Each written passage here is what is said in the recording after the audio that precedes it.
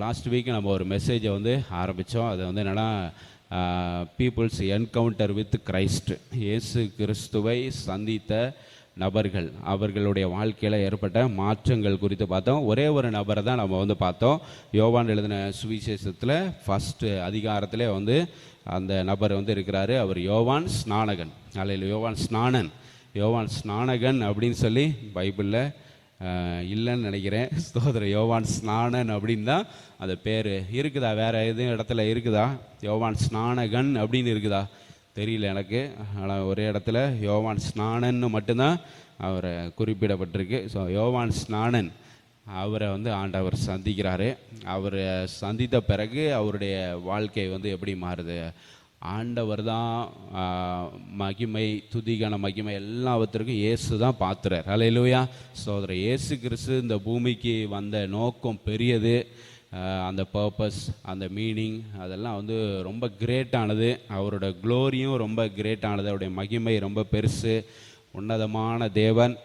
அதனால் யோவான் ஸ்நானன் வந்து இயேசு கிறிஸ்துவுக்கு வழியை ஆயத்தப்படுத்த வந்திருந்தாலும் அவர் தன்னை மேன்மைப்படுத்தலை. அல்லேலூயா. ஸ்தோத்திரம். நான் தான் இயேசு கிறிஸ்துவுக்கு வழி ஆயத்தப்படுத்த வந்தவன், வனாந்தரங்களில் கூப்பிடுகிற சத்தமாக இருக்கிறேன் அப்படின்னு சொல்லிட்டு அவர் வந்து அவரை பெருசாக வந்து நம்மள மேன்மைப்படுத்தி கொள்ளலை.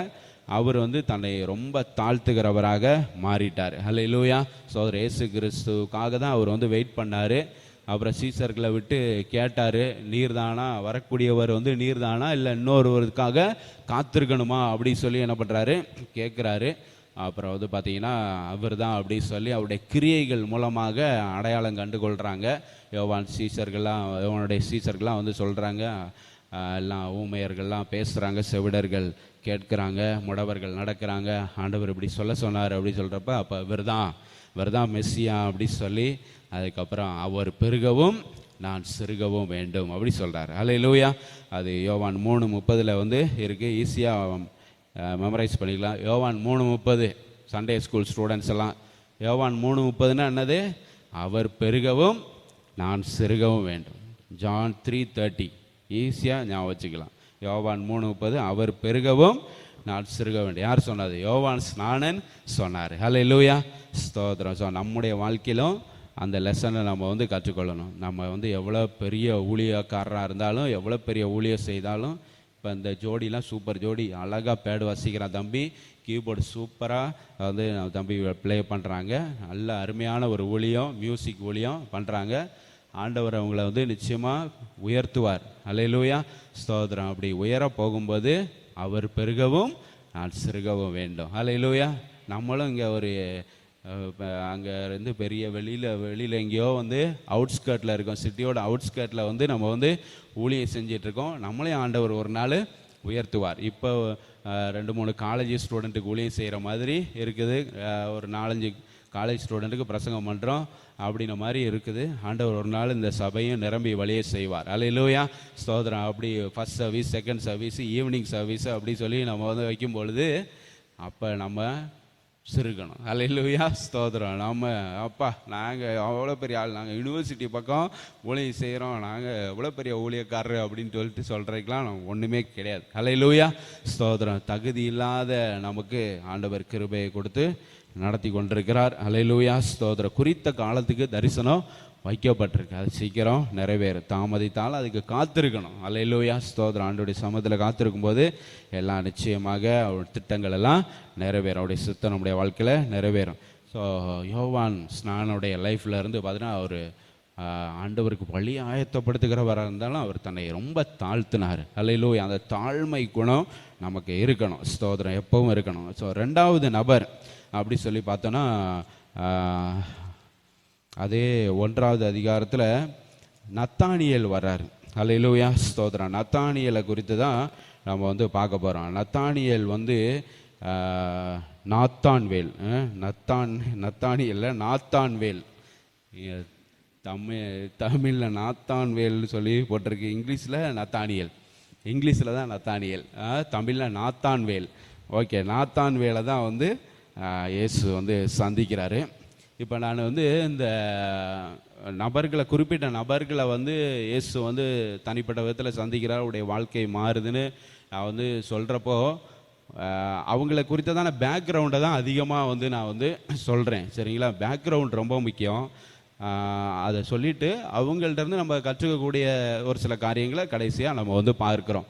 ஸோ ஜான் த பேப்டிஸ்டை குறித்து நம்ம வந்து பார்க்கும்போது, யோவான் ஸ்நானம் ஞான ஸ்நானம் கொடுக்கறதுக்கு இயேசு கிறிஸ்து வரும்போது கொடுக்குறாங்க. இயேசு கிறிஸ்துவுக்கு அப்புறம் வந்த ஞானஸ்நானம் எப்படி, இயேசு கிறிஸ்துவுக்கு முன்னால் இஸ்ரவேலர்லாம் ஞானஸ்நானம் எடுத்தாங்களா அப்படி சொல்லி அந்த ஒரு பேக்ரவுண்டையும் உங்களுக்கு நான் வந்து என்ன பண்ணேன் சொன்னேன். புறஜாதிகளும் ஜூடேசத்துக்கு யூத மார்க்கத்துக்கு வந்து கன்வெர்ட் ஆனாங்கன்னா அவங்க வந்து என்ன பண்ணாங்க, ஞானஸ்நானம் எடுத்து விருத்த சேதனை பண்ணி வந்து என்ன பண்ணுறாங்க, இந்த ஜூடேசத்துக்குள்ளே கன்வெர்ட் ஆகுறாங்க. அவங்க மனம் திரும்புதலுக்குன்னு பாவ மன்னிப்புக்கென்று அவங்க வந்து ஞானஸ்நானம் எடுக்கிறாங்க. அதே மாதிரி யோவான் ஸ்நானன் வந்து சொல்கிறாரு, இஸ்ரவேலரும் தெரிந்து கொள்ளப்பட்டவர்களும் நீங்களும் என்ன பண்ணுங்க, மனம் திரும்புதலுக்கென்று பாவ மன்னிப்பு பெற்று ஞானஸ்நானம் எடுக்கணும் அப்படின்னு சொல்லி இஸ்ரவேலரையும் சொல்கிறாரு. அப்போ தான் அவங்களுக்கு வந்து மனசில் வந்து படுது, தப்பாக சொல்கிறான், நம்ம ஏற்கனவே தெரிந்து கொள்ளப்பட்டவர்கள், ஏற்கனவே விருத்த சேதனம் உள்ளவர்கள், நம்ம எதுக்கு போய் ஞானஸ்நானம் எடுக்கணும்? ஏதோ புறஜாதி வந்து விருத்த சேதனம் அவன் பண்ணியிருக்க மாட்டான், அவன் போய் ஞானஸ்நானம் எடுத்தால் பரவாயில்ல, நம்ம தெரிந்து கொள்ளப்பட்டவர்கள் ஏன் பண்ணணும் அப்படி சொல்லி அவங்க வந்து கொஸ்டின் பண்ணுறாங்க. ஆனால் வந்து நீங்களும் மனம் திரும்பணும், நீங்களும் வந்து அதிகாரிகளாக இருக்கிறீங்க, லஞ்சம் வாங்குறீங்க, அப்படி இப்படின்னு சொல்லிட்டு திருடுறீங்க, கொள்ளையடிக்கிறீங்க, எல்லாம் பண்ணுறீங்க அப்படின்னு சொல்லிட்டு, அப்போ நீங்களும் மனம் திரும்பணும், மனம் திரும்புதலுக்கு நீங்களும் ஞானஸ்நானம் எடுக்கணும் அப்படின்னு சொல்லி அவர் வந்து இன்சிஸ்ட் பண்ணுறார். ஹல்லேலூயா அழுத்தம் கொடுத்து சொல்லுகிறத நம்ம வந்து பார்க்குறோம். ஸோ அப்படி அந்த காலத்தில் இயேசு கிறிஸ்துக்கு முன்னால் ஞானஸ்நானம் எப்படி, இயேசு கிறிஸ்துக்கு பின்னால் ஞானஸ்நானம் எப்படி அப்படி சொல்லி தான் நம்ம வந்து அந்த பேக்ரவுண்டை நம்ம வந்து பார்த்தோம். இப்போ நாத்தான்வேல் அவருடைய பேக்ரவுண்டை வந்து கொஞ்சம் சொல்லணும் அப்படின்னா, கடந்த 2 நூற்றாண்டுகளாக நாத்தான்வேலுக்கு முன்னால், இயேசு கிறிஸ்து வருகிறதுக்கு முன்னால் 2 நூற்றாண்டுகளாக அது எப்படி இருக்குது அப்படின்னா, நிறையா ஃபிலாசபர்ஸ், நிறையா தத்துவ ஞானிகள், நிறைய எழுத்தாளர்கள், அவங்கெல்லாம் வந்து நல்லா திங்க் பண்ணுறவங்க, நல்ல சிந்தனையாளர்கள், இவர்கள்லாம் வந்து என்ன நிறையா காரியங்களை வந்து அவங்க சிந்திக்கிறாங்க, நிறையா காரியங்களை வந்து பகுத்து ஆராய்ந்து எதை அறிந்தாங்க அப்படின்னா, மனிதர்களுக்கு இடையே ஒரு பிரிவு நிலை காணப்படுகிறது, ஒரு ஏலியனேஷன், சென்ஸ் ஆஃப் ஏலியனேஷன் வந்து மனிதர்களுக்குள்ளே இருக்குதுன்னு கண்டறிகிறாங்க. அது வந்து ஏலியனேஷன் அப்படிங்கிற வந்து தேவனுக்கும் மனிதனுக்கும் உள்ள ஏலியனேஷன் ஒன்று இருக்குது, மனிதனுக்கும் தேவனுக்கும் உள்ள ஒரு பிரிவு நிலை அப்படி சொல்லி ஒன்று இருக்குது, மனிதர்களுக்குள்ளே பிரிவு நிலையும் இருக்குது. இப்போ ஹஸ்பண்ட் அண்ட் ஒய்ஃபுக்கு இடையில பிரிவுகள் வந்து இருக்குது, ஃப்ரெண்ட்ஸுக்கு இடையில பிரிவுகள் இருக்குது, உறவினர்களுக்கு இடையில பிரிவுகள் இருக்குது. இப்படி பிரிவு நிலை எல்லா இடத்துலையும் வந்து இருக்குது அப்படி சொல்லி ஃபிலாசபர்ஸ், நல்ல திங்கர்ஸ், இவங்கெல்லாம் வந்து என்ன பண்ணுறாங்க, கண்டறிகிறாங்க. அப்புறம் வந்து பார்த்திங்கன்னா, மனுஷர்களுக்கு ஒவ்வொரு இண்டிவிஜுவலுக்குள்ளேயும் ஒரு பிரிவு நிலை இருக்கிறது அப்படின்னு சொல்லி அவங்க வந்து கண்டறிகிறாங்க. அது எப்படின்னா, அவங்க வந்து ஒரு வேலை செய்வாங்க, ஆனால் அந்த வேலைக்கும் இவங்களுக்கும் சம்மந்தம் இல்லாத மாதிரி நடக்கும், ஏதோ வேலை செய்யணும் அவ்வளோதான், அது ரொம்ப அந்த வேலையோட அட்டாச்சு ஆக மாட்டாங்க. ஸோ அந்த மாதிரி ஒரு பிரிவு நிலை, அதுக்கும் அவங்களோட ஜாபுக்கும் இவங்களுக்கும் இண்டிவிஜுவலுக்கும் ஒரு ஏலியனேஷன் இருக்கிறதா வந்து பார்க்குறாங்க. அப்புறம் சொசைட்டிக்கும் இண்டிவிஜுவலுக்கும் ஒரு ஏலியனேஷன் இருக்கிறதா வந்து என்ன பண்ணுறாங்க பார்க்குறோம். சொசைட்டியில் என்ன நடந்தாலும் கண்டும் காணாதவங்க மாதிரி என்ன பண்ணுவாங்க வந்து இருக்கிறாங்க, அது ஒரு பிரிவு நிலை, ஒரு ஏலியனேஷன். அது சொசைட்டியில் என்ன நடந்தால் என்ன அப்படின்னு நமக்கு நடந்தால் தான் அது பெருசாக தெரியும், ஆனால் சொசைட்டியில் நடந்தால் அது ஒன்றும் இல்லை அப்படின்ற மாதிரி வந்து என்ன பண்ணுறாங்க, அது அப்படி ஒரு பிரிவு நிலை இருக்கிறது. அப்புறம் வந்து அவங்களோட பர்பஸுக்கும் அவங்களுக்கும் இடையில ஒரு ஏலியனேஷன் இருக்குது. என்ன நோக்கத்துக்காக அந்த பூமியில் இருக்கிறாங்க, என்ன நோக்கத்துக்காக அவங்க வாழ்கிறாங்க, அதே வந்து அதுக்கும் இவங்களுக்கும் இடையில ஒரு பிரிவு ஏலியனேஷன் இருக்கிறதாக ஃபிலாசபர்ஸ், திங்கர்ஸ் எல்லாம் வந்து நல்ல சிந்தனையாளர்கள், தத்துவ ஞானிகள் எல்லாரும் வந்து கண்டறிகிறாங்க. அதுக்கு வந்து அவங்க வந்து நிறையா காரணங்களை சொல்கிறாங்க, ஏன் அப்படி வந்து பிரிவு நிலைகள் வந்து ஏற்படுகிறது அப்படி சொல்லி காரணங்கள், அதுக்குள்ள சொல்யூஷன்ஸ் எல்லாம் வந்து என்ன பண்ணுறாங்க, செக்யுலர் திங்கர்ஸ், இந்த உலகத்தில் உள்ள சிந்தனையாளர்கள், இந்த உலகத்தில் உள்ள தத்துவ ஞானிகள் அதுக்குள்ள காரணங்களை கண்டறிந்து அதுக்கு தீர்வுகளையும் வந்து என்ன பண்ணுறாங்க, கொடுக்குறாங்க. அதாவது பேச்சாளர்கள்லாம், பட்டிமன்ற பேச்சாளர்கள், அவங்க சிந்தனையாளர்கள் எழுதுகிற புக்ஸு இதெல்லாம் வந்து ரீட் பண்ணும்போது ஏன் இந்த பிரிவு நிலை ஏற்படுகிறது, அதை வந்து எப்படி சரி செய்வது அப்படி சொல்லிலாம் என்ன பண்ணுறாங்க, நிறையா புக்ஸ் எல்லாம் வந்து எழுதுகிறாங்க. ஆனால் கிறிஸ்தவர்களாகிய நம்ம நம்மளுக்கு வந்து ஃபண்டமெண்டல் ஏலியனேஷன் என்ன அப்படிங்கிற நம்ம எல்லாருக்கும் தெரியும். ஹல்லேலூயா, ஸ்தோத்திரம். நம்மளுக்கு வந்து அடிப்படை பிரிவு நிலை அப்படின்னா தேவனுக்கும் மனிதனுக்கும் உள்ள பிரிவு நிலை தான். பாவம் உள்ளே வந்துச்சு, மனுஷனும் தேவனும் ஒரு பிரிவு நிலைக்கு போயிட்டாங்க. ஏலியனேஷன், ஆண்டவர் பிரிந்து போயிட்டார். ஹல்லேலூயா, ஸ்தோத்திரம். அதுவரை ஏதேன் தோட்டத்தில் ஆதாமோட உலாவின தெய்வம் இந்த பாவம் வந்ததுக்கப்புறம் உலாவுறதுக்கெல்லாம் என்ன பண்ணல, வரல. அவர் வந்து தூரமாக வந்து என்ன பண்ணிட்டார், மனுஷனை விட்டு தூரமாக அவர் வந்து போயிட்டார். கண்காணிக்கிறாரு, ஆனால் வந்து ரொம்ப பக்கத்தில் வந்து இப்படி உலாவி என்னப்பா ஆதாம எப்படி இருக்கிற, என்ன சாப்பிட்டியா வச்சியா அப்படின்லாம் வந்து நம்மளை இப்படி உலாவி பக்கத்தில் வந்து உட்காந்து பேசுகிற மாதிரி அது மாதிரிலாம் வந்து நடக்கலை. ஸோ அப்படி ஒரு ஏலியனேஷன், இந்த செப்பரேஷன் நம்ம எல்லாருக்கும் தெரியும். ஸோ இது வந்து சிருஷ்டி கர்த்தர் இடத்துலேருந்து மனிதனை வந்து இந்த பாவத்தினால வந்து என்ன பண்ணிட்டான், பிரிஞ்சிட்டான். அப்புறம் அப்படி நாட்கள் கடந்து போகுது. அப்படி கடந்து போகும்போது பார்த்தீங்கன்னா ஒரு சில பேரோட ஆண்டவர் வந்து இடைப்படுகிறார். இந்த ஏலியனேஷனுக்கு அப்புறம், இந்த பாவத்தினால வந்த பிரிவுக்கு அப்புறம் ஒரு சில பேரோட ஆண்டவர் வந்து என்ன பண்ணுறாரு, இடைப்படுகிறார். ஒரு சில பேர், ஒரு சில இண்டிவிஜுவல்ஸ் வந்து என்ன பண்ணுறாங்கன்னா ஆண்டவருடைய பிரசன்னத்தை உணர்கிறாங்க. அப்படி உணரும்போது அவங்க ரொம்ப சந்தோஷமாயிரும், அதை செலிப்ரேட் பண்ணுவாங்க. ரொம்ப ஆண்டவருடைய பிரசன்னம், ஆண்டவரை தரிசித்தேன், ஆண்டவர் என் கூட பேசினாரு அப்படி சொல்லி என்ன பண்ணுவாங்க, ரொம்ப வந்து ரொம்ப சந்தோஷப்படுகிற சில காரியங்களும் வந்து அது மாதிரி பார்த்தீங்கன்னா ஏனோக்கு ஆண்டவரோட கூட என்ன பண்ணா, சஞ்சரித்தான். ஆதாமுக்கு அப்புறம் வந்து பார்த்தீங்கன்னா ஏனோக்கு ஆண்டவரோட கூட என்ன பண்ணுறான், சஞ்சரிக்கிறான். அவன் வந்து பல வருஷம், கிட்டத்தட்ட 650 வருஷம் நினைக்கிறேன். அந்த ஆதியாகமத்தில் வந்து பார்த்தீங்கன்னா 5வது அதிகாரம் 22வது வசனத்தில் ஏனோக்கு வந்து 300 வருஷம் தேவனோடு சஞ்சரித்து கொண்டு குமாரரையும் குமாரத்திகளையும் பெற்றான். 24வது வசனத்தில் ஏனோக்கு தேவனோட சஞ்சரித்து கொண்டிருக்கையில் காணப்படாமல் போனான். 300 வருஷம் ஏனோக்கு வந்து ஆண்டவரோட கூட என்ன பண்ணுறான், சஞ்சரிக்கிறான். அப்போ ஆண்டவருடைய பிரசன்னத்தை 300 வருஷம் என்ன பண்ணியிருக்கிறான், ஏனோக்கு உணர்ந்திருக்கிறான். அப்போ ஆதாமுக்கு அப்புறம் தேவனுடைய பிரசன்னத்தை அதிகமாக உணர்ந்தவன் வந்து யார் தான், ஏனோக்கு தான் அப்படி சொல்ல முடியும். அதுக்கப்புறம் வந்து பார்த்திங்கன்னா நோவா, ஆபிரகாம் அப்படியே வராங்க. அதுக்கப்புறம் ஈசாக்கு, யாக்கோபு, இவங்க எல்லாரும் கூடயும் ஆண்டவர் வந்து என்ன பண்ணுறாரு, இடைப்படுகிறார். ஹல்லேலூயா, சோதரன். அவங்களுக்கு முன்னால் ஆண்டவர் பிரசன்னமாகிறாரு. அந்த பிரசன்னமாகுதலை அவங்க உணர்றாங்க. ஆண்டவர் அவர்களை அழைக்கிறதெல்லாம் விதத்தை எல்லாத்தையும் வந்து அவங்க வந்து புரிந்து கொள்ளுகிறாங்க.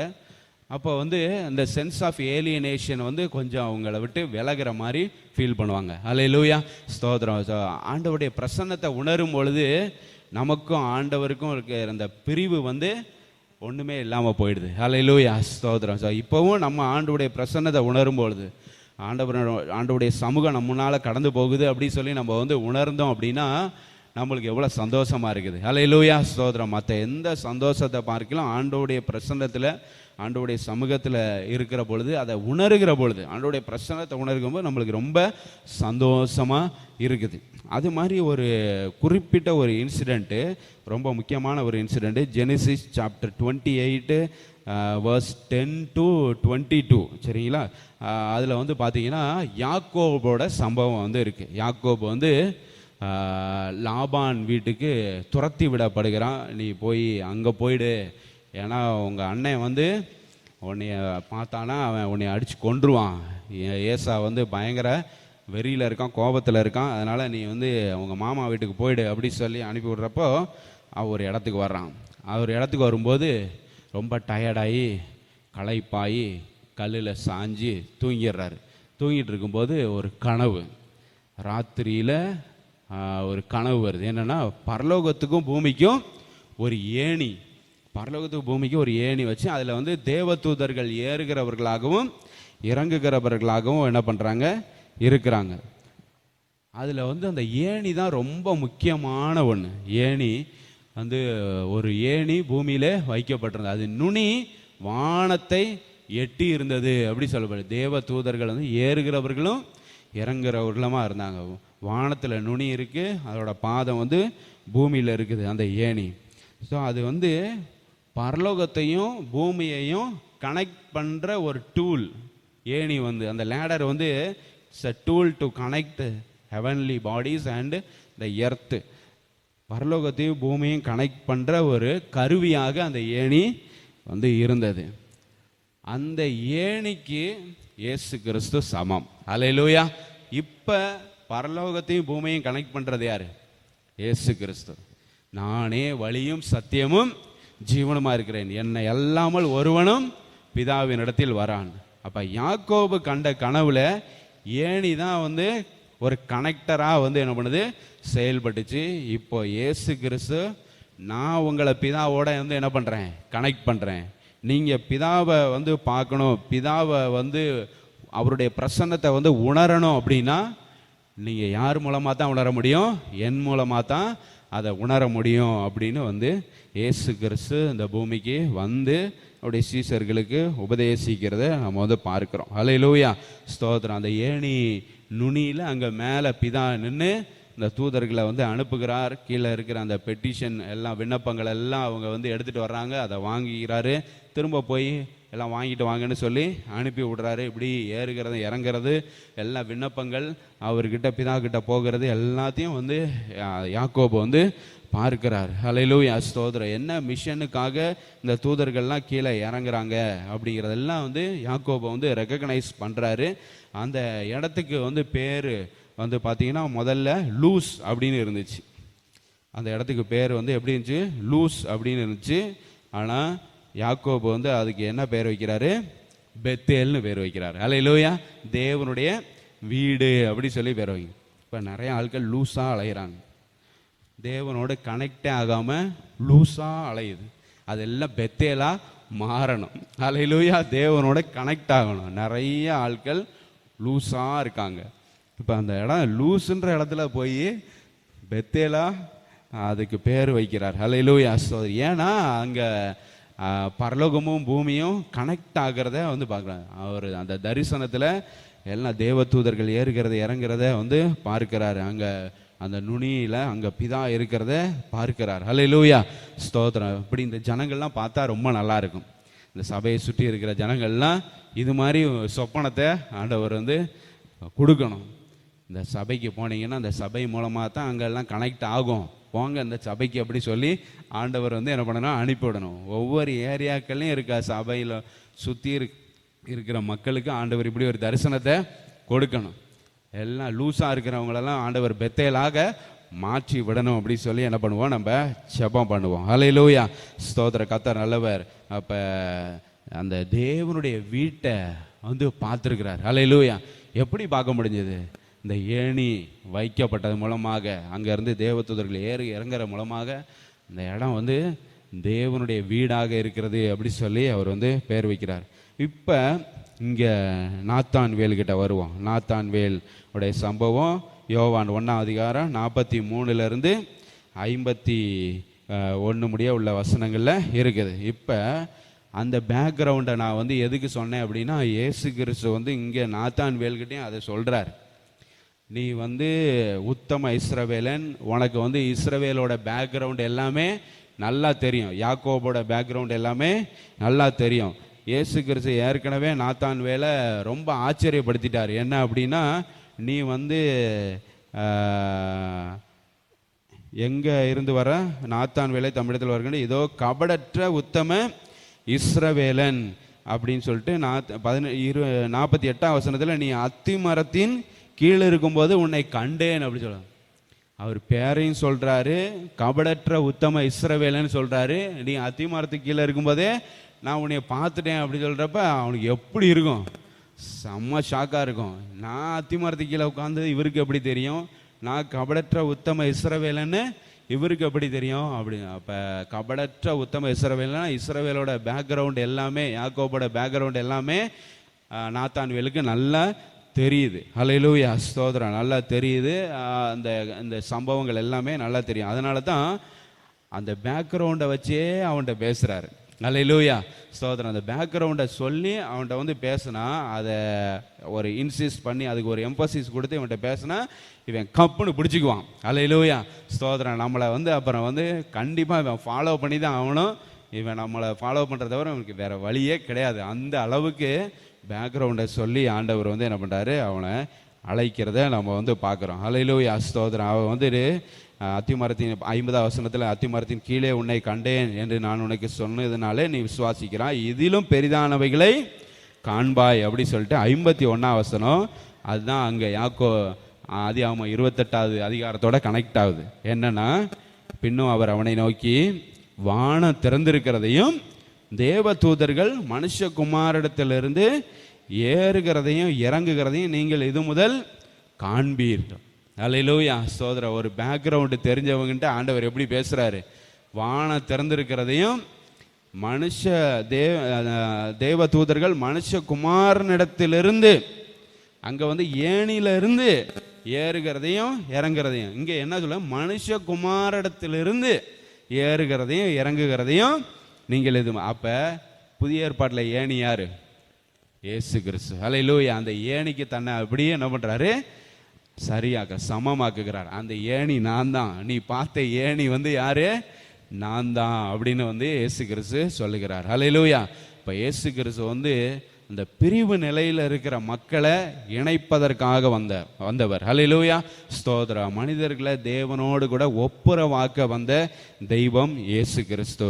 அல்லேலூயா, சோதர. நாத்தான்வேல் இந்த காரியத்தை நல்லா புரிஞ்சுக்கிட்டான். அந்த பேக்ரவுண்ட், தேவ தூதர்கள் ஏறுகிறது இறங்குறது, ஆமாம், அது எங்கள் முன்னோர்கள், எங்களுடைய தகப்பன்மார்கள் அவங்க பார்த்தது, அவங்க அனுபவித்த அந்த பிரசன்னம், அதை இனிமே நாங்கள் அனுபவிக்க போகிறோமா? நேரில் அதை பார்த்து அனுபவிக்க போகிறோமா? மனுஷகுமார் உங்களிடத்துல இருந்து நாங்கள் அதை பார்க்க போகிறோமா அப்படி சொல்கிறப்போ, கண்டிப்பாக இவரை தான் நம்ம ஃபாலோ பண்ணணும், இவருக்காக தான் இவ்வளோ நாள் நம்ம வெயிட் பண்ணோம் அப்படி சொல்லி இயேசு கிறிஸ்துவை ஃபாலோ பண்ண ஆரம்பிச்சிட்டார். அல்லேலூயா, ஸ்தோத்திரம். ஸோ நாத்தான்வேலோட ஆண்டவர் ஃபேஸ் டு ஃபேஸ் அவனை சந்தித்து அவனுடைய காரியங்கள் எல்லாம் சொல்லி, நீ இப்படிப்பட்டவன் அப்படி சொல்லி, நீ இங்கே இருந்த அப்படி சொல்லி, நீ இது மாதிரி அடையாளங்களை அற்புதங்களெல்லாம் நீ பார்க்க போகிற, தேவதூதர்களை பார்க்க போகிற, என் மூலமாக எல்லாத்தையும் நீ பார்க்க போகிற, இதிலும் பெரிதானவைகளை என்ன பண்ண போகிற, நீ பார்க்க போகிற அப்படின்னு ஆண்டவர் சொல்லுகிறார். அல்லேலூயா, ஸ்தோத்திரம். அப்போ இயேசுவோட நல்ல ஒரு தொடர்பில் இருந்தோம்னா, நல்ல ஐக்கியத்தில் இருந்தோம் அப்படின்னா, நல்ல உறவில் இருந்தோம் அப்படின்னா, நம்மளும் இதிலும் பெரிதானவைகளை காண்போம். அல்லேலூயா, ஸ்தோத்திரம். நம்ம இயேசுவை உறுதியாக நம்ம பற்றி கொள்ளும்போது, அவரோட கூட நல்ல உறவில் இருக்கும்போது, நம்ம அவர் மூலமாக பிதாவை தரிசிக்கலாம். அல்லேலூயா, ஸ்தோத்திரம். அவருடைய பிரசன்னத்தை, பிதாவோட பிரசன்னத்தை இயேசு கிறிஸ்து மூலமாக நம்மளால் உணர முடியும். அல்லேலூயா, ஸ்தோத்திர. கர்த்தர் நல்லவர். இயேசு கிறிஸ்து தன்னுடைய இரத்தத்தின் மூலமாக இந்த காரியத்தை நம்மளுக்கு சம்பாதித்து கொடுத்திருக்கிறார். எபிரேயர் 6வது அதிகாரம் 18, 19, 20 வசனங்களில் அது சொல்லப்பட்டிருக்கு. 19ஆம் வசனத்தில் பார்த்தீங்கன்னா, அந்த நம்பிக்கை நமக்கு நிலையும் உறுதியும் திரைக்குள்ளாக போகிறதுமான ஒரு பெரிய திரை இருந்தது. அந்த திரைக்குள்ளே நம்மளால் போக முடியாமல் இருந்துச்சு. அந்த திரைக்குள்ளே தான் தேவனுடைய பிரசன்னம், அந்த மகிமை என்ன பண்ணுது? இறங்குது. அதுக்குள்ளே அதெல்லாம் நம்மளால் என்ன பண்ண முடியாது? பார்க்க முடியாது. சாதாரண மக்களால் அதை பார்க்க முடியாது. ஆனால் அந்த திரைக்குள்ளே போகிற ஆத்தும நங்கூரமாக இருக்கிறது நமக்கு முன்னோடியானவராகிய இயேசு மெல்கிசேதேக்கின் முறைமையின்படி நித்திய பிரதான ஆசாரியராக நமக்காக அந்த திரைக்குள் பிரவேசித்திருக்கிறார். அல்லேலூயா. பிரவேசித்து என்ன பண்ணாரு அப்படின்னா, 10வது அதிகாரம், எபிரேயர் 10ஆம் அதிகாரம் 19ஆம் வசனத்தில், ஆகையால் சகோதரரே, நாம் பரிசுத்த ஸ்தலத்தில் பிரவேசிப்பதற்கு இயேசுவானவர் தமது மாம்சமாகிய திரையின் வழியாய் புதிதும் ஜீவனுமான மார்க்கத்தை நமக்கு உண்டு பண்ணினார். அல்லேலூயா. புதிதும் ஜீவனுமான மார்க்கத்தை உண்டு பண்ணினார். 20ஆம் வசனத்தில், அந்த மார்க்கத்தின் வழியாய் பிரவேசிப்பதற்கு அவருடைய இரத்தத்தினாலே நமக்கு தைரியம் உண்டாயிருக்கிறது. இப்போ அந்த திரைக்குள்ள இயேசு கிறிஸ்து பிரவேசித்தார். அந்த திரைக்குள்ள நாமும் பிரவேசிப்பதற்கு இயேசு கிறிஸ்து தன்னுடைய இரத்தத்தையே விலைக்கிரமையாக என்ன பண்ணுறாரு? கொடுத்துறார். இயேசு கிறிஸ்துனுடைய இரத்தம் முழுவதும் இந்த பூமியில் சிந்தப்பட்டதன் காரணமாக, அது அவருடைய இரத்தத்தின் மூலமாக திரைக்குள்ள பிரவேசிக்கிற அந்த தைரியம் நமக்கு வந்திருக்கிறது. அல்லேலூயா, ஸ்தோத்திர. கர்த்தர் நல்லவர். அப்போ எவ்வளோ பெரிய ஒரு பாக்கியம். அல்லேலூயா, ஸ்தோத்திர. இயேசு கிறிஸ்து மூலமாக பிதா அவருடைய பிரசன்னத்தை உணரக்கூடிய ஒரு ஸ்லாக்கியத்தை கர்த்தர் நமக்கு கொடுத்துருக்கிறார். இதெல்லாம் இயேசு கிறிஸ்து மூலமாக உண்டாயிற்று. அப்போ இயேசு கிறிஸ்துவோட நம்ம ஐக்கியமாக இருக்கணும், நெருங்கி இருக்கணும். அல்லேலூயா, ஸ்தோத்திரம். அவரை விட்டு தூர போயிடக்கூடாது. அவர் தான் வழி, அவர் தான் சத்தியம், அவர் தான் ஜீவன். அவர் மூலமாக தான் அவருடைய பிரசன்னத்தை, பிதாவுடைய பிரசன்னத்தை உணர முடியும்.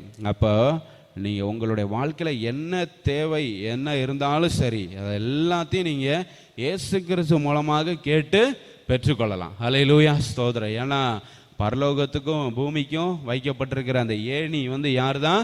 இயேசு கிறிஸ்து. அல்லேலூயா, ஸ்தோத்திரம்.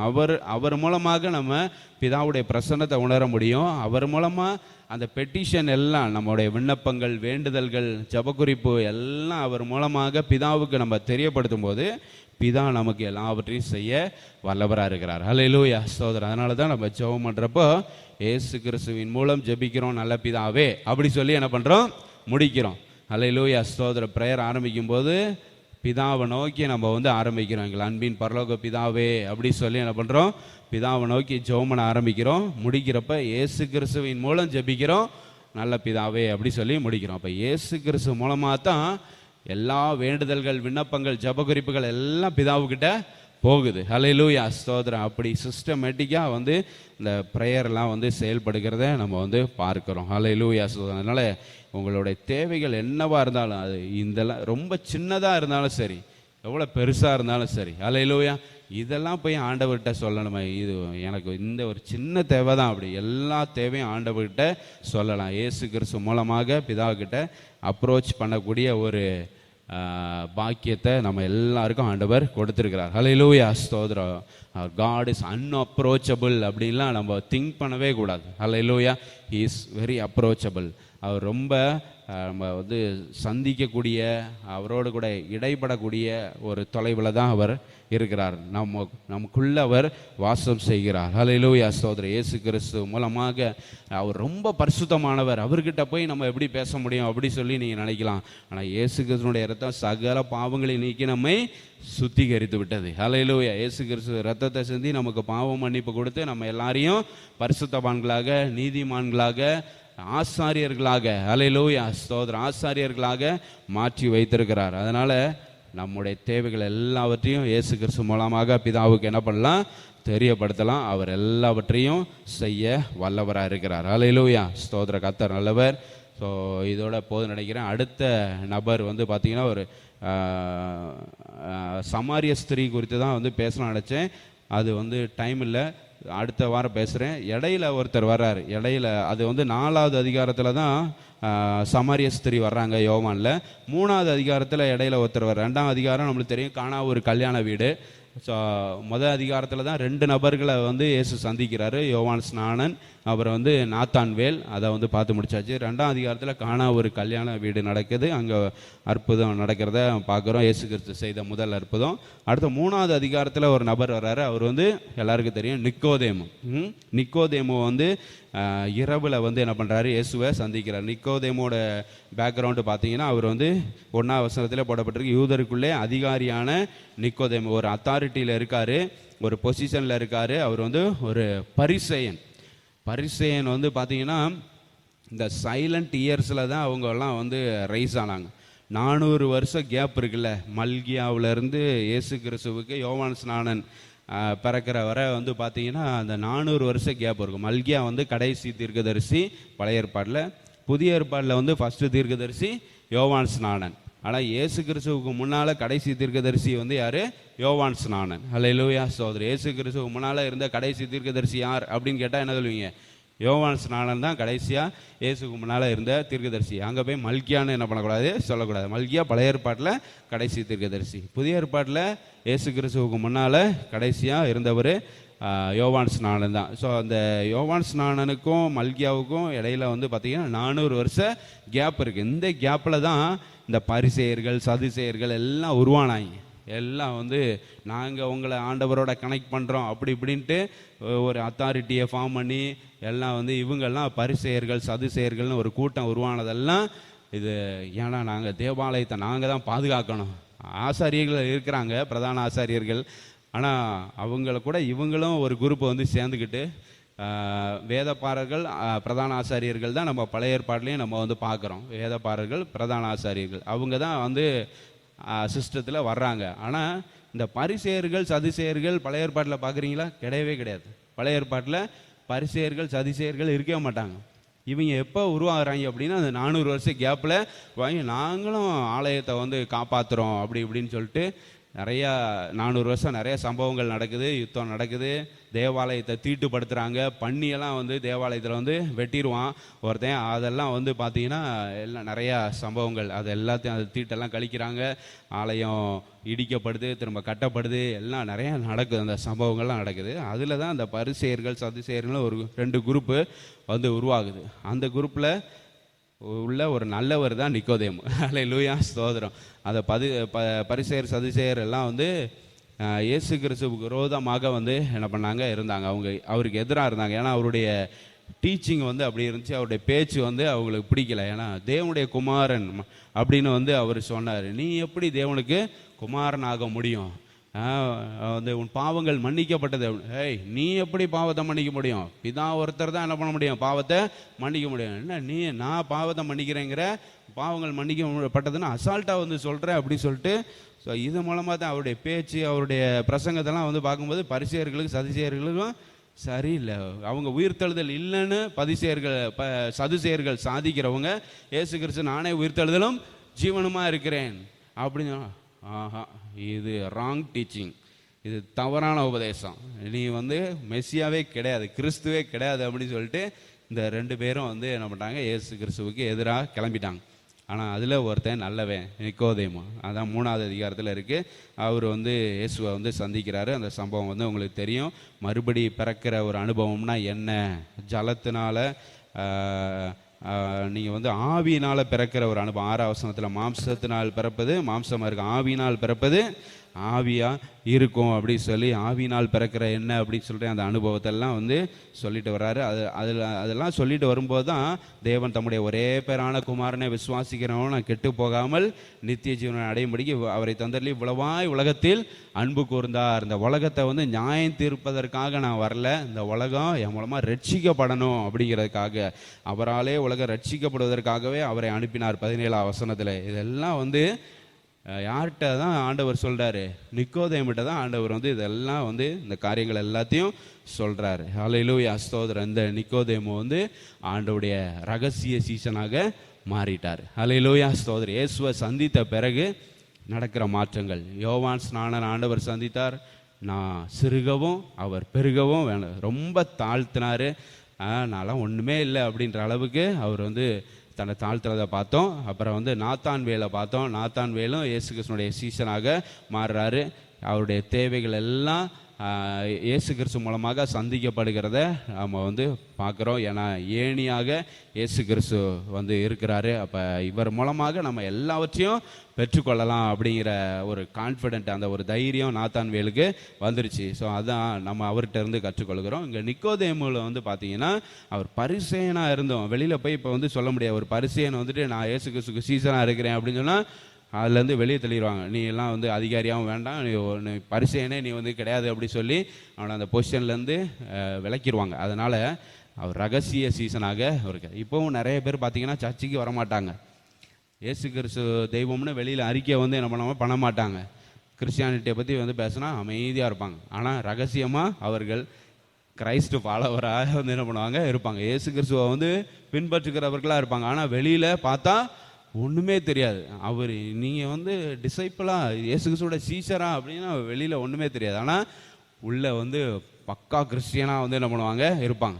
நிறைய பேர் இப்போவும் அப்படி தான் இருக்காங்க. நிக்கோதேமு மாதிரி ஆட்கள் ரகசிய சீசர்களாக என்ன பண்ணுறாங்க நிறைய பேர் இருக்காங்க. அதே நிக்கோதேமு கடைசியில் இயேசு கிறிஸ்துனுடைய சரீரம், இதே யோவான் 19ஆம் அதிகாரம் நினைக்கிறேன், 19ஆம் அதிகாரம் 39ஆம் வசனம், யோவான் 19:39 இயேசு கிறிஸ்துனுடைய பாடியை வந்து அரிமத்தியா ஊரானாகிய யோசேப்பு வந்து வாங்குறாரு. வாங்கினதுக்கப்புறம் ஆரம்பத்தில் 39ஆம் வசனத்தில் ஆரம்பத்தில் ஒரு ராத்திரியில் இயேசுவினிடத்தில் வந்திருந்த நிக்கோதேமு என்பவன் வெள்ளை போலமும் கரிய போலமும் கலந்து ஏறக்குறைய 100 ராத்தல் கொண்டு வரான். நல்ல கிலோ கணக்கில் அவருக்கு அந்த பாடியில் வந்து பூசுக்கிறதுக்கு அதுக்கு அந்த வெள்ளை போலம் கரிய போலம் அப்படி சொல்லி அந்த பாடி வந்து கெட்டு போகாமல் இருக்கணும், அது வந்து ஸ்மெல்லு வந்து வராமல் இருக்கணும் அப்படிங்கிறக்காக இதெல்லாம் பூசுவாங்க. ஸோ அந்த இதை வந்து நல்ல காஸ்ட்லியான பெர்ஃப்யூம், அந்த காஸ்ட்லியான பெர்ஃப்யூமை கிலோ கணக்கில் வந்து என்ன பண்ணுறாரு, இயேசு கிறிஸ்துவுக்கு கொடுக்குறாரு. அப்போ அந்த சந்திப்பு எவ்வளோ பவர்ஃபுல்லாக இருந்தால் இதை செய்வார் அவர். ஹல்லேலூயா. கடைசியில் வந்து இயேசு கிறிஸ்துவுக்கு வந்து இதை செய்யணும் அப்படின்னா அந்த சந்திப்பு ரொம்ப பவர்ஃபுல்லாக இருந்தது. அந்த சந்திப்பு ஒரு மிகப்பெரிய ஒரு இம்பேக்ட், ஒரு தாக்கத்தை நிக்கோதேமோட மனசில் வந்து ஏற்படுத்து. ரகசியமாக அவரை பின்பற்றி கொண்டே வந்திருக்கிறார். கடைசியில் அவர் சிலுவையில் மரித்து விட்டார் அப்படின்னு தெரிஞ்ச உடனே அவர் வந்து ஒரு பொசிஷனில் இருந்ததுனால அவருக்கு பணம் அது ஒன்றும் பிரச்சனை இல்லை, அதனால் நல்ல பர்ஃப்யூம்லாம் வாங்கி இயேசு கிறிஸ்துவோட சரீரத்தில் பூசுறதற்கு அவர் ரொம்ப உதவியாக இருந்தார். ஹல்லேலூயா. ஸ்தோத்திர. கர்த்தர் நல்லவர். அப்போ நிறைய பேர் ரகசிய சீசர்களாக வந்து என்ன பண்ணுவாங்க இருக்கிறாங்க. ஸ்தோத்திரம். அதற்காக ஸ்தோத்திரம். ஆனால் அப்படியே இருந்துட்டு போயிடக்கூடாது. ஹல்லேலூயா. ஸ்தோத்திரம். நான் நினைக்கிறேன் நிக்கோதேமு வந்து இயேசு கிறிஸ்து மரித்ததுக்கப்புறம் நல்ல சீசர்களோட சேர்ந்து நல்லாவே ஊழியம் செஞ்சிருக்கலாம் அப்படின்னு நான் நினைக்கிறேன். ஹல்லேலூயா. ஸ்தோத்திரம். வரலாறுல எப்படி இருக்குதுன்னு தெரியல, ஆனால் இயேசு கிறிஸ்துடைய மரணம் அவருடைய வாழ்க்கையில் ஒரு பெரிய தாக்கத்தை வந்து ஏற்படுத்தியிருக்கலாம். இயேசு கிறிஸ்துடைய கட்டளைகள் எல்லாம் நிறைவேற்றணும் அப்படிங்கிறதுக்காக சீசர்களோடு சேர்ந்து அவரும் என்ன பண்ணியிருக்கலாம், ஊழியம் செஞ்சுருக்கலாம். ஆனால் அவரை குறித்து நிறைய குறிப்புகள் இல்லை. ஹல்லேலூயா. ஸ்தோத்திரம். ஆனால் அந்த சந்திப்பு, இயேசு கிறிஸ்துவோடு இருந்த அந்த சந்திப்பு, அந்த ராத்திரியில் நடந்த அந்த ஒரு உரையாடல் மிகப்பெரிய ஒரு தாக்கத்தை அவருடைய வாழ்க்கையில் ஏற்படுத்துச்சு. ஹல்லேலூயா.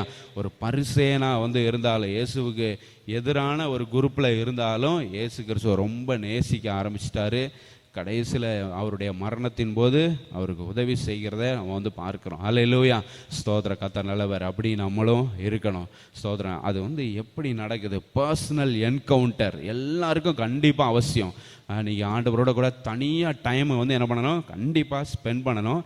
அப்படி ஸ்பெண்ட் பண்ணுறப்போ ஆண்டவர் உங்களோடு கூட பேசுவார், இடைப்படுவார். ஹல்லேலூயா. ஸ்தோத்திரம். அதுதான் உங்களுடைய வாழ்க்கையில் மிகப்பெரிய ஒரு மாற்றத்தை ஏற்படுத்தும், ஒரு பெரிய தாக்கத்தை உங்களுடைய வாழ்க்கையில் ஏற்படுத்தும். மினிஸ்ட்ரியிலையும் சரி, எல்லாத்துலேயும் ஒரு பெரிய தாக்கத்தை, ஒரு பெரிய மாற்றத்தை நிச்சயமாக ஏற்படும். எல்லாரும் கண்டிப்பாக ஆண்டவரோடு கூட தனியாக அவரோடு கூட உறவாடுகிற ஒரு அனுபவத்தை எல்லாரும் வளர்த்துக்கொள்ளணும். ஹல்லேலூயா. ஸ்தோத்திரம். அதுக்காகத்தான் அந்த நபர்கள் எல்லாம் எடுத்து நான் உங்களுக்கு பேக்ரவுண்டோட உங்களுக்கு நான் சொல்லிகிட்டு இருக்கிறேன். ஹல்லேலூயா. ஸ்தோத்திர. கர்த்தர் நல்லவர். தொடர்ந்து ஆண்டவர் நம்மோடு கூட இடைப்படுவார். நிச்சயமாக ஒவ்வொரு வாரத்திலையும் ஒவ்வொரு ஆட்களை, சில வாரங்களில் 2 பேரை கூட ஈஸியாக இருந்தால், சின்னதாக இருந்துச்சுன்னா, பேக்ரவுண்ட் சின்னதாக இருந்துச்சுன்னா 2 ஆட்களை கூட நம்ம வந்து பார்த்துடலாம். ஹல்லேலூயா. ஸ்தோத்திர. ஜெபம் பண்ணுவோம்.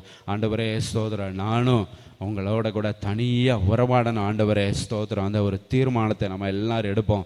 ஹல்லேலூயா. தனிப்பட்ட ஆண்டவரை விதத்தில் உம்முடைய பிரசன்னத்தை நான் வந்து உணரணும். ஹல்லேலூயா. ஸ்தோத்திரம். ஸ்தோத்திரம். தனிப்பட்ட விதத்தில் ஆண்டவரே ஸ்தோத்திரம், உம்முடைய பிரசன்னத்தை நான் உணரணும். ஆண்டவரே ஸ்தோத்திர ராஜா. ஹல்லேலூயா. தேவனே நான் உமது அண்டையில் அப்படி சொல்லி அந்த பாடலை பாடி ஹல்லேலூயா. ஸ்தோத்திரம். இந்த ஆராதனை நேரத்தை நம்ம நிறைவு செய்வோம். ஸ்தோத்திர. கர்த்தர் நல்லவர். ஹல்லேலூயா. ஸ்தோத்திரம். ஆண்டவரே ஸ்தோத்திர ராஜா. உமக்கே மகிமை, உமக்கே மகிமை. ஹல்லேலூயா. ஹல்லேலூயா. தனிப்பட்ட விதத்தில் ஆண்டவரை ஸ்தோத்திரம் சந்திக்கிற ஒரு அனுபவம், ஆண்டவருடைய பிரசன்னத்தை உணர்கிற ஒரு அனுபவம். ஹல்லேலூயா. ஸ்தோத்திரம். ஒவ்வொருவருக்குள்ளும் ஆண்டவரே ஸ்தோத்திரம் வருவார். நாங்கள் செபிக்கிறோம். ஹல்லேலூயா. ஒவ்வொருவரும் அதை உணர நாங்கள் செபிக்கிறோம். ஆண்டவரே ஸ்தோத்திர ராஜா. தனிப்பட்ட விதத்தில் உம்மை ஆண்டவரே ஸ்தோத்திரம் உம்முடைய பிரசன்னத்தை உணர்வார்களாக.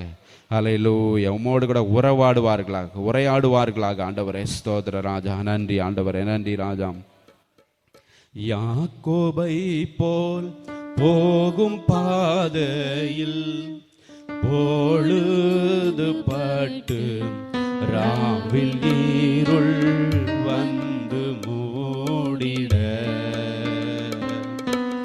யாக்கோபை போல் போகும் பாதையில் பொழுது பட்டு ராவில் இருள் வந்து மூடிட,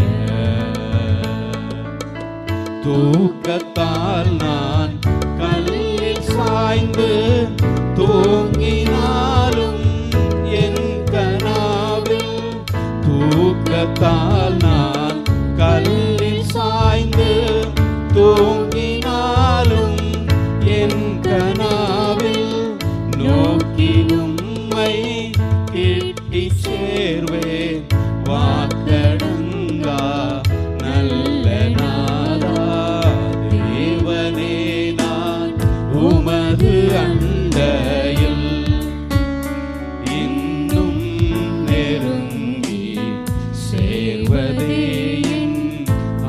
ஆவல் பூமியில். தேவனே நான் உமது அண்டையில் இன்னும் நெருங்கி சேர்வதே என் ஆவல் பூமியில். பரத்துக்கேறும் படிகள் போலவே என் பாதை தோன்ற பண்ணுமையா எந்தன் தேவனே. பரத்துக்கேறும் படிகள் போலவே என் பாதை தோன்ற பண்ணுமையா எந்தன் தேவனே. கிருபையாக நீர் எனக்கு தருவதெல்லாம் உமது அண்டை. கிருபையாக நீர் எனக்கு தருவதெல்லாம் உமது அண்டை. அருமையாய் அழைத்து அன்பின் தூதனாக செய்யும் தேவனே நான் உமது அண்டையில் இன்னும் நெருங்கி சேர்வதே என் ஆவல் பூமியில். தேவனே நான் உமது அண்டையில் இன்னும் நெருங்கி சேர்வதே என் ஆவல் பூமியில். நித்திரையில் நின்று விழித்து காலை எழுந்து கர்த்தாவே நான் உம்மை போற்றுவேன். நித்திரையில் நின்று விழித்து காலை எழுந்து கர்த்தாவே நான் உம்மை போற்றுவேன். இத்தரையில் உந்தன் வீடாய் என் துயர்கள் நாட்டுவேனே. இத்தரையில் உந்தன் வீடாய் என் துயர்கள் நாட்டுவேனே. எந்தன் துன்பத்தின் வழியாய் என்றும் உம்மை கேட்டு சேர்வேன். தேவனே நான் உமது அண்டையில் இன்னும் நெருங்கி சேர்வதே என் ஆவல் பூமியில். தேவனே நான் உமது அண்டையில் இன்னும் நெருங்கி சேர்வதே என் ஆவல் பூமியில். ஹல்லேலூயா. ஸ்தோத்திர. கர்த்தர் நல்லவர். பக்தன் எவ்வளவு அழகா இந்த பாடலை ரைமிங்கா ஒரு கவிதையா எழுதியிருக்கிறார். ஹல்லேலூயா. நித்திரை நின்று விழித்து காலை எழுந்து கர்த்தாவே நான் உம்மை போற்றுவேன். இத்தரையில் இந்த தரையில உந்தன் வீடாய் என் துயர்கள் நாட்டுவேனே. அவர் எவ்வளவோ கஷ்டப்பட்டு சோர்ந்து போய் அங்கே படுத்திருக்கிறாரு. அந்த தரையில உந்தனுக்கு வீடு கட்டுவேன். ஹல்லேலூயா. ஸ்தோத்திர. பெத்தேலாக அந்த இடத்த அறிவிக்கிறத நம்ம பார்க்குறோம். எந்த துன்பத்தின் வழியா இன்னும் உம்மை கிட்டி சேர்வேன். ஹல்லேலூயா. தேவனே இந்த பாடல் நம்முடைய வாழ்க்கையா மாறட்டும். ஹல்லேலூயா. தேவனே நான் உமதண்டையில் இன்னும் நெருங்கி சேர்வதே என் ஆவல் பூமியில். ஹல்லேலூயா. ஸ்தோத்திரம். இன்னும் நெருங்கி தேவனிடத்தில் கிட்டி சேருங்கள், அவர் உங்களிடத்தில் கிட்டி சேருவார். ஹல்லேலூயா. நம்ம எவ்வளோ தூரம் நெருங்கி போகிறோமோ அவ்வளோ நெருக்கமாக அவர் நம்மிடத்தில் வருவார். ஹல்லேலூயா. அந்த என்கவுண்டர் நம்ம எல்லாரும் we all should have that encounter with Jesus Christ. ஹல்லேலூயா. எவ்வளோ நெருக்கமாக இருக்கும். ஹல்லேலூயா. ஒரு ஸ்டோரி கூட சொல்லுவாங்க. ஒரு சின்ன பையன் ஒரு வானத்தில் வந்து ஏரோப்ளேன் பறக்கிறத பார்த்துட்டு எவ்வளோ சின்னதாக இருக்குது இந்த ஏரோப்ளேனு அப்பா அப்படி சொல்லிட்டு அப்பாட்ட வந்து சொல்கிற மாதிரி, நீ வந்து இங்கே ரொம்ப தூரத்துலேருந்து பார்க்குற, அதனால் ரொம்ப சின்னதாக தெரியுது, அதில் எவ்வளோ பேர் தரமாக ட்ராவல் பண்ணுறாங்க அப்படி சொல்லு. அப்படிலாம் ஒன்றும் தெரியல, ஒரு சின்ன ஒரு பறவை மாதிரி தானே அது இருக்குது அப்படின்னு. அவன் ஏரோட்ராம் கூட்டிகிட்டு போயிட்டு ஏர்போர்ட் கூட்டிகிட்டு போய் அந்த ஏரோப்ளேனை பக்கத்தில் பார்க்க, எப்பா இவ்வளோ பெரிய ஏரோப்ளேனா, அது ரொம்ப சின்னதாக, நீ தூரத்துலேருந்து பார்க்கும்போது அது சின்னதாக தெரியுது, பக்கத்துலேருந்து பார்த்தா இவ்வளோ பெருசாக இருக்குது. அல்லேலூயா ஸ்தோத்திரம். பக்கத்தில் நெருங்கி ஆண்டவரோடு கூட சேரும் பொழுது அவர் எவ்வளோ பெரியவர் என்பதை நாம் கண்டுகொள்வோம். அல்லேலூயா. அவர் எவ்வளோ உன்னதமானவர், அவரால் என்னென்ன செய்ய முடியும், அவர் சர்வ வல்லமுள்ள தேவன், எல்லாவற்றையும் செய்ய அவர் வல்லவர், எல்ஷடாய் தெய்வம் என்பதை அவர்கிட்ட நெருங்கி போகும்போது தான், அல்லேலூயா ஸ்தோத்திரம், இன்னும் நம்ம நெருங்கி சேரும் பொழுது தான் அதை உணர முடியும். அல்லேலூயா ஸ்தோத்திரம். ஆண்டவருடைய பிரசன்னத்தை உணர்கிறவர்களாக காணப்படுவோம். அல்லேலூயா. அந்த சென்ஸ் ஆஃப் ஏலியனேஷன்லேருந்து வெளியில் வரணும். அல்லேலூயா. பிரிவு நிலையிலேருந்து வெளியே வரணும், செப்பரேஷன்லேருந்து வெளியில் வரணும். அல்லேலூயா ஸ்தோத்திரம். ஆண்டவரோடு கூட ஒப்புரவாக வேண்டும். அல்லேலூயா ஸ்தோத்திரம். ஒப்புரவாகிற நிலைக்குள்ளே வரணும், ஆண்டவரோடு கூட ஒப்புரவாகி. அல்லேலூயா ஸ்தோத்திரம். ஆண்டவர் நம்முடைய உள்ளத்தில் உலாவுகிறவராக மாறணும். அல்லேலூயா ஸ்தோத்திரம். ஏதேன் தோட்டத்தில் அந்த உலாவுகிற நிலையிலிருந்து அவங்க பிரிஞ்சு போயிட்டாங்க, செப்பரேஷன் வந்துருச்சு. திரும்ப நமக்குள்ள உலாவ, அல்லேலூயா, நம்முடைய உள்ளத்துக்குள்ள உலாவ அவர் காத்திருக்கிறார். அல்லேலூயா ஸ்தோத்திரம். அவருக்கு இடம் கொடுப்போம், அனுதினமும் அவரோட கூட அல்லேலூயா ஸ்தோத்திரம் உறவாடுவோம். அல்லேலூயா. டெய்லி என்கவுண்டர் வித் கிரைஸ்ட் நடந்துக்கிட்டே இருக்கணும். அல்லேலூயா ஸ்தோத்திரம். கர்த்தர் நல்லவர். எங்கள் அன்பின் பரலோக பிதாவே, உம்முடைய பரிசுத்த நாமத்திற்கு நாங்கள் மகிமை செலுத்துகிறோம். இந்த நாளுக்காக உமக்கு நன்றி. இந்த ஆராதனை கர்த்தர் நீர் ஆசீர்வதித்து தந்ததுக்காக நன்றி செலுத்துகிறோம் ஆண்டவரே. அல்லேலூயா. எல்லா பகுதியிலும் உம்முடைய நாமத்தை உயர்த்த தந்த கிருபைக்காக நன்றி ஆண்டவரே ஸ்தோத்திர. வேத பகுதியில் உம்முடைய பிள்ளைகளோடு நீரே இடைப்பட்டிருக்கிறீர் ஆண்டவரே ஸ்தோத்திரம். ஒவ்வொருவரும் இன்னைக்கு தீர்மானம் எடுப்பார்களாக. அல்லேலூயா. ஒவ்வொருவரும் தனிப்பட்ட விதத்தில் ஆண்டவரே ஸ்தோத்திரம் ஒரு 5 நிமிஷம் 10 நிமிஷமாவது அல்லேலூயா ஸ்தோத்திரம், முடிந்தவர்கள் 1 மணி நேரம் 2 மணி நேரம் ஆண்டவரே ஸ்தோத்திரம் உம்மோடு தனிப்பட்ட விதத்தில் ஆண்டவரை உறவாட கர்த்தர் உதவி செய்வீராக. அல்லேலூயா. அந்த சூழ்நிலைகள் வாய்ப்புகளை உடைய பிள்ளைகளுக்கு ஏற்படுத்தி கொடுப்பீராக ஆண்டவரே ஸ்தோத்திரம். வேதம் வாசித்து ஜெபித்து உம்மை குறித்து ஆண்டவரே ஸ்தோத்திரம் புகழ் பாடல்கள் எல்லாம், துதி பாடல்கள் எல்லாம் பாடி ஆண்டவரே ஸ்தோத்திரம் தனிப்பட்ட விதத்தில் ஆண்டவரே ஸ்தோத்திரம் உம்மோடு கூட நல்ல ஐக்கியத்துக்குள்ள வர நாங்கள் செபிக்கிறோம். ஹல்லேலூயா. யாக்கோபை போல ஆண்டவரே ஸ்தோத்திரம் தரிசனங்கள் சொப்பனங்களை ஆண்டவரே காண வேண்டும். ஹல்லேலூயா ஸ்தோத்திரம். நீரே அந்த ஏணி என்பதை ஆண்டவரே ஸ்தோத்திரம் உடைய பிள்ளைகள் இப்பொழுது புரிந்து கொண்டிருப்பார்கள். ஹல்லேலூயா. அந்த சத்தியத்திற்காக நன்றி செலுத்துகிறோம். ஹல்லேலூயா. எல்லா தேவைகளையும் அந்த ஏணி பூர்த்தி செய்கிறதாக இருக்கிறது. ஹல்லேலூயா ஸ்தோத்திர. பிதாவை ஆண்டவரே ஸ்தோத்திர, பிதாவுடைய பிரசன்னத்தை ஆண்டவரே ஸ்தோத்திர அந்த ஏணி மூலமாக நிச்சயமாக உடைய பிள்ளைகள் உணர முடியும். ஹல்லேலூயா. அந்த ஏணியை ஆண்டவரே ஸ்தோத்திரம் அவர்களோடே வைத்துக் கொள்வார்களாக. ஹல்லேலூயா ஸ்தோத்திரம். இயேசு கிறிஸ்துவாகிய உம்மை தங்களுடைய இருதயத்துக்குள்ளே உடைய பிள்ளைகள் வைத்துக் கொள்வார்களாக. ஹல்லேலூயா ஸ்தோத்திரம். அதன் மூலமாக ஆண்டவரே இயேசு மூலமாக எல்லாவற்றிற்காக ஜெபம் பண்ணி ஹல்லேலூயா விண்ணப்பங்கள் வேண்டுதல்களை ஏறெடுத்து எல்லாவற்றையும் பெற்றுக்கொள்வார்களாக உடைய பிள்ளைகள். ஹல்லேலூயா. சுகம் பலன் ஆரோக்கியம் எல்லா தேவைகளும் சந்திக்கப்படுவதாக ஆண்டவரே ஸ்தோத்திர ராஜா. கர்த்தாவே ஸ்தோத்திரம் ஸ்தோத்திரம். உடைய பிள்ளைகளை ஆசீர்வதிங்கப்பா. ஹல்லேலூயா. தேவைகளை சந்திங்கப்பா. ஸ்தோத்திரம். பாதுகாத்து கொள்ளுங்க ஆண்டவரே ஸ்தோத்திர ராஜா. உடைய சத்தியத்துக்குள்ள அனுதினமும் உடைய பிள்ளைகளை வழி நடத்துங்க ஆண்டவரே ஸ்தோத்திரம். இந்த ஆராதனைக்கு வந்த உடைய பிள்ளைகள் ஒவ்வொருவரையும் கர்த்தருடைய ஆலயத்திலிருந்து நாங்கள் ஆசீர்வதித்து அனுப்புகிறோம் ஆண்டவரே. ஆசீர்வாதமாக இருப்பார்களாக ஆண்டவரே. உடைய பிள்ளைகள் எங்கே போனாலும் ஆண்டவரே என்ன செய்தாலும் ஆண்டவரே அதையெல்லாம் ஆண்டவரே ஸ்தோத்திரம் உடைய நாம மகிமைக்கென்று செய்ய நாங்கள் செபிக்கிறோம்.